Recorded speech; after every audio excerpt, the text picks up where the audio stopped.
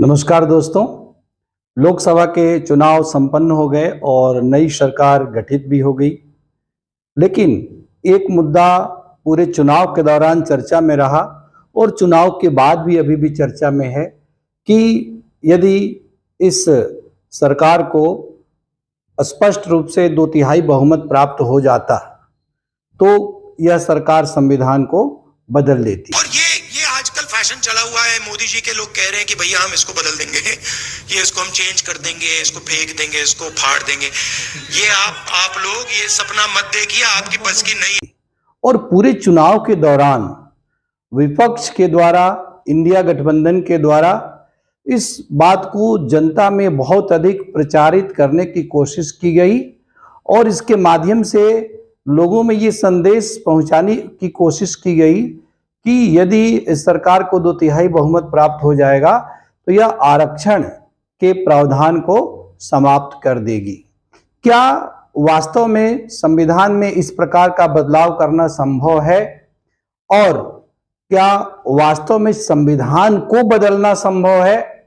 आज हम इन्हीं सब विषयों पर चर्चा करने जा रहे हैं, क्योंकि अब तो चुनाव संपन्न हो गया, किंतु अभी भी ये अक्सर कहा जा रहा है कि यदि 400 पार का नारा नहीं दिया गया होता राष्ट्रीय जनतांत्रिक गठबंधन एनडीए के द्वारा तो शायद इसको इतनी कम सीटें प्राप्त नहीं हो पाती और इसे स्पष्ट बहुमत प्राप्त हो गया होता।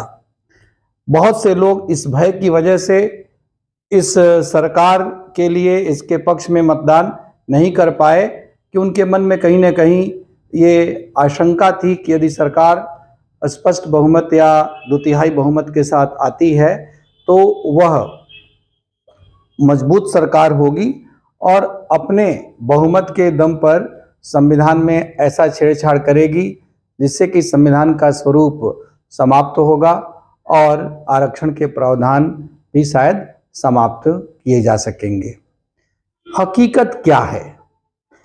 एक आम आदमी जिसे संविधान की जानकारी नहीं है वह सहज ही इस प्रकार के बहकावे में आ सकता है और बहुत से लोग चुनाव प्रचार के दौरान इस प्रकार के बहकावे में आए होंगे। हम इस बात को स्वीकार करते हैं। इसका कारण यह है कि आरक्षण एक अत्यंत संवेदनशील मुद्दा है, विशेष रूप से उन समुदायों के लिए जो आरक्षण से लाभान्वित होते हैं और उसके लिए वो कोई भी कीमत चुकाने के लिए तैयार होंगे या तैयार रहते हैं। अतीत में भी जब कभी आरक्षण के मुद्दे को उठाया गया तो उसने राजनीतिक दलों के भविष्य को बहुत बुरी तरह से दुष्प्रभावित किया, या जिन दलों ने राजनीतिक रूप से आरक्षण को एक बहुत महत्वपूर्ण मुद्दा बनाया उन्हें इसका लाभ भी प्राप्त हुआ है। यहाँ पर हम राजनीति में नहीं जाएंगे, यहाँ पर तो हम विशुद्ध रूप से एकेडमिक रूप से सरल भाषा में ये बताने की कोशिश करेंगे कि क्या संविधान में इस प्रकार से छेड़छाड़ करना संभव है या संविधान में इस प्रकार का परिवर्तन करना संभव है या संविधान को बदल देना संभव है। हम सब जानते हैं कि दुनिया के हर देश के संविधान में संशोधन की व्यवस्था की जाती है। दुनिया का ऐसा कोई भी संविधान नहीं है, यहाँ तक इस दुनिया का सबसे कठिन संविधान माना जाने वाला अमेरिकी संविधान नहीं, जिसमेम कि संशोधन की व्यवस्था न हो। तो हमारे संविधान में भी संविधान के भाग 20 के अंतर्गत अनुच्छेद 368 में संविधान में संशोधन करने की व्यवस्था की गई है। संविधान को संशोधित करना संविधान को बदलना नहीं है, बल्कि संविधान को संशोधित करके हमारे बदलते हुए परिस्थितियों के अनुसार संविधान को वक्त के कसौटी पर खरा साबित करना इसका उद्देश्य होता है। संविधान में संशोधन करके संविधान को प्रासंगिक बनाए रखा जाता है। खुद जब संविधान में सबसे पहला संशोधन हो रहा था सन 1951 में ही, तो पंडित नेहरू ने भी इस बात को स्वीकार किया था। यदि संविधान में संशोधन नहीं होगा तो संविधान मृतप्राय हो जाएगा, वह संविधान हमारी जरूरतों को पूरा नहीं कर पाएगा और हमारे लिए साधक की जगह पर बाधक साबित होगा। इसलिए यह हर किसी को ध्यान में रखना चाहिए कि संविधान में संशोधन कोई ऐसा मुद्दा नहीं है कि जिसके लिए हम आवश्यकता से अधिक चिंतित हो जाएं। हाँ, ये जरूर है कि आखिर वो संशोधन कैसा। यदि संशोधन जनहित में है, समाज के अधिकांश लोगों के हित में है या सबके हित में है, तो ऐसे संशोधन की हम आलोचना नहीं कर सकते। और हमारे संविधान में तो 125 के आसपास अब तक संशोधन हो चुके हैं, और इसमें कुछ संशोधन तो ऐसे हुए जिनको कि एक तरह से नए संविधान लिखने के बराबर की संज्ञा दी गई। उदाहरण के तौर पर 42वां संविधान संशोधन जो 1976 में हुआ, जो श्रीमती इंदिरा गांधी के कार्यकाल के दौरान करवाया गया, जिसे मिनी कॉन्स्टिट्यूशन या लघु संविधान की संज्ञा दी गई। 150 से अधिक अनुच्छेदों में परिवर्तन किए गए और बहुत सारे नए अनुच्छेद जोड़े गए 42वें संविधान संशोधन के माध्यम से, और एक तरह से संविधान के स्वरूप को बहुत कुछ बदलने की कोशिश की गई। लेकिन उस समय भी इस मुद्दे को उतना तूल नहीं दिया गया जितना कि वर्तमान समय में 400 पार वाले मुद्दे पर तूल दिया गया है। लोगों ने एक और संकल्प लिया है और जनता जनार्दन कह रही है, आप लोग कह रहे हैं, उस बीजेपी का टीका 370 सीटों से होगा। के 370 ही पहुंचाएंगे, एनडीए को 400 पार। दरअसल संविधान बदलना इस प्रकार से संभव है ही नहीं। पहली बात यह कि संविधान सभा बनाती है, न कि संसद बनाती है। तो ऐसे में संसद अधिक से अधिक, चाहे जितना भी बहुमत प्राप्त हो जाए सत्तारूढ़ दल को, उसके द्वारा, संसद के द्वारा अधिक से अधिक संविधान में संशोधन ही किया जा सकता है, न कि संविधान को बदला जा सकता है। एक संविधान की जगह पर पूरा एक नया संविधान, ऐसा संविधान बनाने का कार्य तो केवल संविधान सभा ही कर सकती है। और संविधान सभा के गठन की प्रक्रिया भी अलग होगी। जैसा हम जानते हैं कि हमारे देश की आज़ादी के समय ही संविधान सभा का गठन किया गया था, बल्कि आज़ादी के पहले ही 9 दिसंबर 1946 को संविधान सभा की पहली बैठक संपन्न हुई थी। 2 वर्ष 11 माह 18 दिन में उस संविधान सभा ने हमारे इस संविधान को निर्मित किया था। तो संविधान कभी भी संविधान सभा बनाती है, न कि संसद बनाती है। दूसरी बात ये कि संसद संविधान में संशोधन कर सकती है, तो कहां तक कर सकती है? क्या संसद संविधान में संशोधन करने की शक्ति का दुरुपयोग करते हुए किसी भी सीमा तक कैसा भी संशोधन कर सकती है, यहां तक कि वह मूल संविधान के स्वरूप को ही बदल सकती है?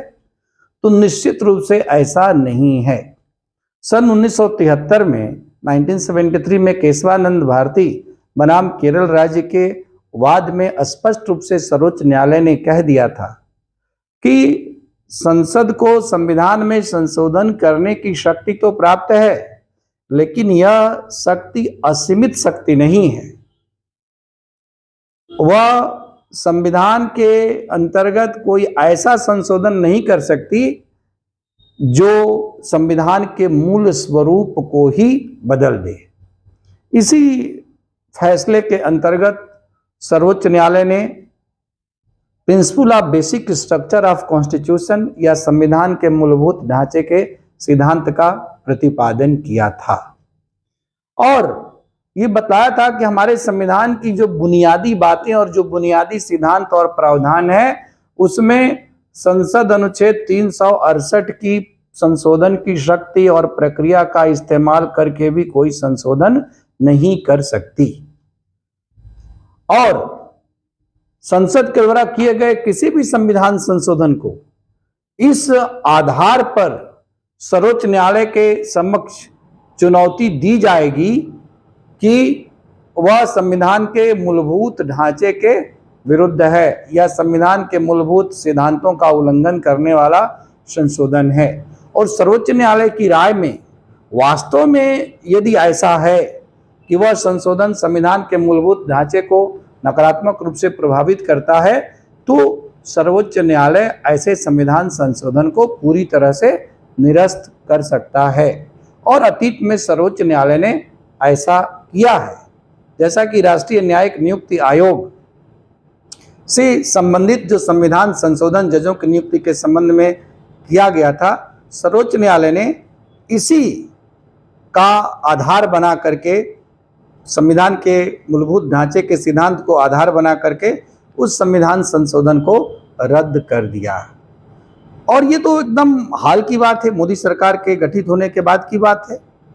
तो इसलिए ये स्पष्ट है कि संसद को चाहे जितनी भी शक्तियां क्यों ना प्राप्त हो जाएं, 400 नहीं, यदि किसी सत्तारूढ़ दल को 550 सीटें, लोकसभा की सारी सीटें भी प्राप्त हो जाए, तो भी वो अपने बहुमत के गुरूर में संविधान को बदल नहीं सकता सत्तारूढ़ दल या वो सरकार, और ना ही संविधान में मनमाना संशोधन कर सकता है जो कि संविधान के मूल स्वरूप को ही बदल दे।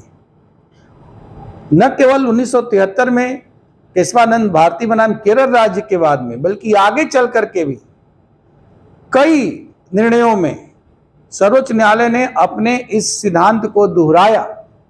उदाहरण के तौर पर मिनर्वा मिल बनाम भारत संघ का एक केस हुआ था 1980 में। इसमें भी सर्वोच्च न्यायालय ने यही बात कही थी और उसने संविधान के मूलभूत ढांचे के सिद्धांत का हवाला देकर के संसद की जो संविधान संशोधन करने की जो असीमित शक्ति दे दी गई थी और न्यायपालिका की न्यायिक पुनर्विलोकन की शक्ति को समाप्त करने की कोशिश की गई थी 42वें संविधान संशोधन के द्वारा, उसको मिनर्वा मिल के केस में सर्वोच्च न्यायालय के द्वारा बेसिक स्ट्रक्चर के सिद्धांत का इस्तेमाल करके ही समाप्त कर दिया गया। और वो स्थिति आज भी बनी हुई है। आगे चल करके 1981 में वामन राव के केस में भी सर्वोच्च न्यायालय ने यही बात कही। और हमारे संविधान में ऐसे तमाम प्रावधान हैं जिनको कि सर्वोच्च न्यायालय ने अब तक विभिन्न मामलों में संविधान के मूलभूत ढांचे के अंतर्गत घोषित किया हुआ है। तो जिनको मूलभूत ढांचे के अंतर्गत घोषित कर दिया हुआ है, उसमें तो संसद किसी भी प्रकार का संशोधन कर ही नहीं सकती। तो जब उन प्रावधानों में संशोधन नहीं कर सकती तो पूरा संविधान बदलने का तो कोई प्रश्न ही नहीं उठता है।